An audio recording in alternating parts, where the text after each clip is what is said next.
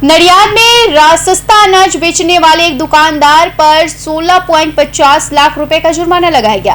प्रियांक पटेल नामक सस्ते खाद्य पदार्थ की दुकान चलाने वाले दुकानदार का लाइसेंस रद्द कर दिया गया। जिला पूर्ति अधिकारी ने जुर्माना लगाकर दुकान का लाइसेंस निरस्त कर दिया।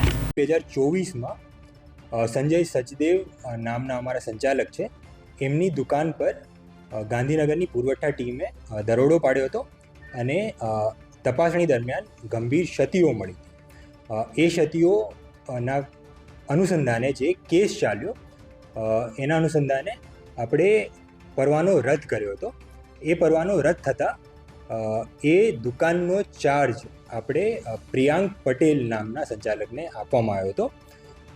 પરંતુ પ્રિಯಾಂક પટેલ જે દુકાન ચલાવતો હતો તો એ દુકાનમાં પણ આપણે ફરિયાદો મળી હતી અને એ ફરિયાદ પરત્વે મામલતદાર સાહેબે ઓગસ્ટ મહિનામાં તપાસણી કરી હતી અને આશરે 16,000 કિલોગ્રામનું ઘટ મળી હતી।